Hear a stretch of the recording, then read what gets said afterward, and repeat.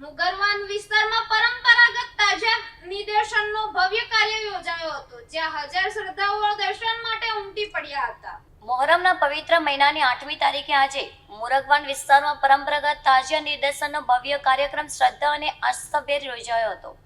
સવારથી જ તાજિયાના પડદા ઉચકાતાની સાથે જ હજારો શ્રદ્ધાળુઓ અને દર્શનાર્થી દર્શન માટે ઉમટી પડ્યા હતા। સમગ્ર વિસ્તાર ધાર્મિક માહોલ અને ભક્તિભાવથી આતપ્રોત થઈ બની ગયો હતો। વિવિધ આકર્ષક અને કલાત્મક તાજિયાઓ લોકોના આકર્ષણનું કેન્દ્ર બન્યા હતા। શ્રદ્ધાળુઓએ તાજિયાના દર્શન કરી શાંતિ, સુખ અને સમૃદ્ધિ માટે પ્રાર્થનાઓ કરી હતી। કાર્યક્રમ દરમિયાન યુવાનો અને બાળકોમાં પણ ભારે ઉત્સાહ જોવા મળ્યો હતો। પરંપરા અનુસાર વિવિધ ધાર્મિક વિધિઓ અને કાર્યક્રમનું આયોજન કરવામાં આવ્યું હતું। મોટી સંખ્યામાં લોકોની હાજરીને ધ્યાનમાં રાખીને સુરક્ષાની પણ પૂરતી વ્યવસ્થા ગોઠવવામાં આવી હતી। સ્થાનિકોના આગેવાનો અને સમાજના વડીલો પણ કાર્યક્રમમાં ઉપસ્થિત રહ્યા હતા। તાજિયા નિદર્શન દરમિયાન ભાઈચારા અને એકતાનો સુંદર સંદેશ જોવા મળ્યો હતો। સમગ્ર કાર્યક્રમ શાંતિપૂર્ણ અને સુચારુ માહોલમાં સંપન્ન થયો હતો। મોહરમ નિમિત્તે આયોજિત આ કાર્યક્રમ આસ્થા, પરંપરા અને સામાજિક એકતાનો અનોખો પ્રતીક બની રહ્યો હતો। અરશદ કલ્યાણી, પ્રમુખ, સુરત શહેર તાજિયા કમિટી। આજ રોજ અહીંયા 8મો ચાંદ સુરત શહેરમાં તાજિયા દર્શન માટે 2 દિવસ રાખવામાં આવતા હોય, 7મો ચાંદ અને 8મો ચાંદ આજે બીજો દિવસ છે। આપ જોઈ રહ્યા છો બેગમપુરા મુરગવાન ટેકરામાં આ 8મા ચાંદના દિવસનો માહોલ। તાજિયા દીદાર માટે લોકો ઉમટ્યા છે, લોકો દર્શન કરી રહ્યા છે। તાજિયાના લોકોની મન્નત અને બાધાઓ ચડાવી રહ્યા છે અને સાથે સાથે ઠેર ઠેર સલાબતપુરા, બેગમપુરા, નાનપુરા, ગોપીપુરા, હરિપુરા, રુસ્તમપુરા આ કોટ વિસ્તારોની અંદર જે રીતે માહોલ જામ્યો છે, એમાં દૂધ, કોલ્ડ ડ્રિંક, કોકો, થમ્સઅપ, પેપ્સી કે બીજા અન્ય પીણાઓ, પાણીઓની પરબો લાગી છે। લોકો લાઈનમાં ઉભા રહીને એક નિયાઝના તौर પર દૂધ, કોલ્ડ ડ્રિંક્સ પી રહ્યા છે, પાણી પી રહ્યા છે। આ માહોલ આપ જોઈ રહ્યા છો। પાછળ પણ તાજિયો, આગળ પણ આ બેગમપુરા મુરગવાન ટેકરા, સિલ્લીવાલાનો તાજિયો, મિની હુસૈની મંડલ અને સામે પણ હુસનાભાઈ આંસોડીનો તાજિયો સામસામે છે અને હજારોની સંખ્યામાં લોકો આજે દીદાર કરી રહ્યા છે। આપને હું વિદિત કરું છું। આવતીકાલે શહાદતની રાત્રિ છે।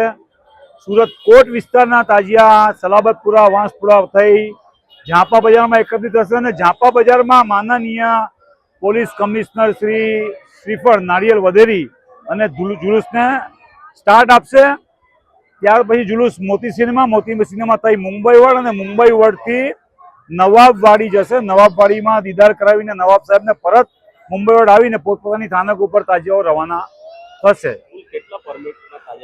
320 આખા સુરતમાં, 320થી વધુ આખા સુરતમાં પરમિટો ઇસ્યુ કરવામાં આવી છે, જેમાં પાણીની પરબો, સવારી અને મુખ્ય તાજિયાઓ એનો સમાવેશ થાય છે।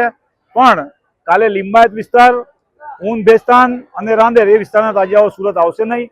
શહાદતની રાત્રિએ માત્ર સુરત કોટ વિસ્તારના તાજિયાઓ। તાજિયા કમિટી છેલ્લા 25 દિવસથી કાર્યરત છે। પરમિટ ફોર્મ ઇસ્યુ કર્યા છે, પરમિટ ફોર્મ ભરાયા છે। પરમિટ ફોર્મ ભરાવાની સાથે સાથે પરમિટ પણ આજે આવી ગઈ છે અને કાલે સવારે અમે અહીંથી ઇસ્યુ કરવાના છે। એની સાથે સાથે જે કંઈ નીતિ નિયમનું પાલન કરવું એ બાબતની સૂચનાઓ પણ અમે તાજિયા કમિટી ઓફિસ ઉપર જે તાજિયા આયોજકો છે એમને આપવાના છે। ડીજે સુરતમાં આજની સુધીનો ઇતિહાસ છે। વર્ષો પહેલા જ્યારે તાજિયાની સાથે ઢોલ નગારા જોર જોરથી વાગતી નાચતા હતા ત્યારે પણ ડીજે નહોતો અને હાલ પણ ડીજે આ જુલુસમાં નહીવત હોય છે। ડીજે અલાવ જ નથી અને અમે પણ સ્ટ્રિક્ટલી એનું પાલન કરતા આવ્યા છે અને પાલન કરીશું। DJ are not allowed. માત્ર કોઈ તાજિયાની અંદર ધાર્મિકતાથી પડતા માઇક હશે, કાંઈ ગુંબજ હશે, એની જે ઢોલ નગારા જેને કહેવાય, નગારા ઘુમ્મટ એ વાગતા ધાર્મિકતાથી પડતા, બાકી ડીજે તો કોઈ અલાવ છે જ નહીં। કાયદાકીય રીતે પણ તાજિયા કમિટી બી એનું સ્ટ્રિક્ટલી પ્રોવાઈડ કર્યું છે। DJ not allow for this જુલુસ નાઉ। ઓલ તાજિયા પરમિટ ધારકોને અપીલ કે ભાઈ તહેવાર છે, યૌમે આશુરાનો દિવસ, શહાદતની રાત્રિ છે। આપણે સૌ જાણીએ છીએ કે આપણે કોની યાદમાં તાજિયા બનાવીએ છીએ, શાના માટે બનાવીએ છીએ।